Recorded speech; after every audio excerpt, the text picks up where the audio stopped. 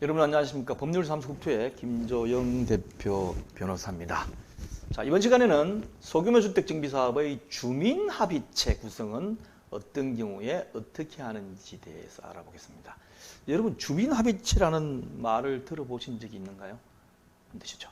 자, 이 강의는 매일 저녁 9시에 유튜브에 업로드되고 있습니다. 쉬는 날, 공휴일, 토일 상관없습니다. 매일 색다른 게 올라가고 있으니까 9시 지나시면 오셔가지고 저희 강의를 계속 시청해 주시기 바랍니다.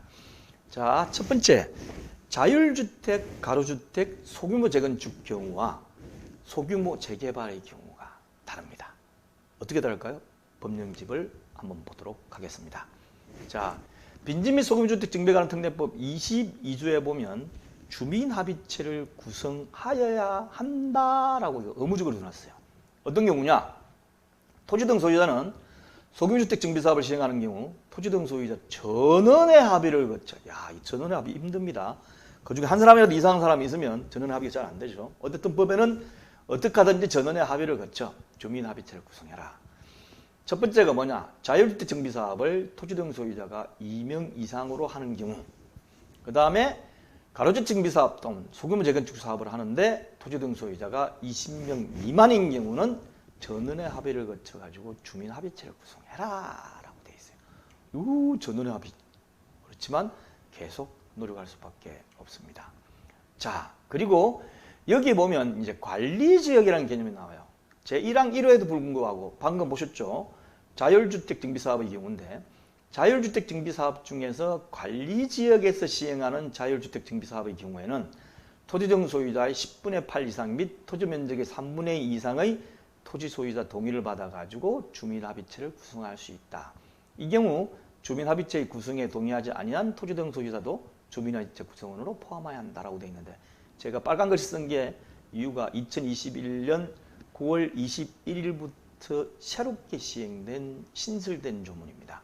그래서 법령 해설집에도 이렇게 표시가 되겠지만 이런 경우 그러면 여기서 말하는 관리지역이 도대체 뭐야? 처음 듣는 얘기인데 이렇죠. 처음 듣는 얘기 많습니다. 그런데 이것도 마찬가지 신설된 조문인데 그 빈집 및 이 특례법 2조 정의에 들어가면 소규모 주택 정비 관리 지역이란 노후 건축물에 해당하는 단독주택 및 공동주택과 신축 건축물이 혼재하여 광역적 개발이 곤란한 지역에서 정비 기반 시설과 공동 이용 시설의 확충을 통하여 소규모 주택 정비 사업을 계획적 효율적으로 추진하기 위해 가지고 소규모 주택 정비 관리 계획이 선고시된 지역 말한다 이렇게 되어 있습니다. 그래서 아까 첫 번째 보신 것처럼 자율주택 정비 사업보다는 좀 큰 개념이겠죠.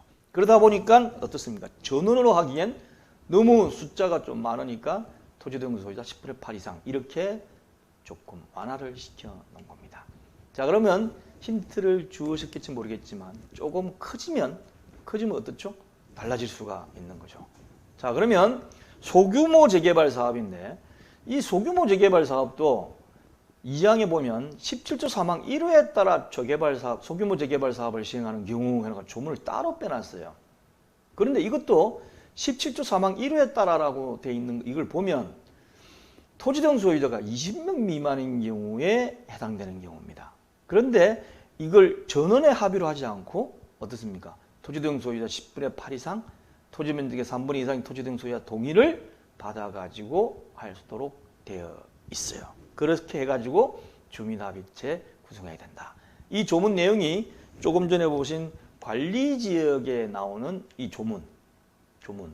조문하고 이 비슷합니다. 그런데 따로 빼놨어요. 따로 빼놨습니다. 그렇게 보시면 되겠습니다. 자, 그리고 이제 계산을 할 때 사업시행구역 안의 공동주택은 각 동 별 구분 소유자의 과반수 동의를 그 외의 토지 또는 건축물은 해당 토지 또는 건축물이 소지하는 전체 토지 면적 2분의 1 이상의 토지 등 소유자 동의를 받아야 한다. 그러니까 이게 도시 및 주거환경 정비법상 조합 설립 인가 따질 때 그리고 여기도 마찬가지지만 소규모 주택 정비 사업에도 마찬가지로 조합 설립 인가 따질 때 그 계산하는 거하고 비슷하게 이렇게 써놨습니다. 그렇게 여기에 따라 가지고 한번 계산을 해보면 되겠습니다. 자, 제7일 강좌고 수료증 많이 발급되고 있습니다.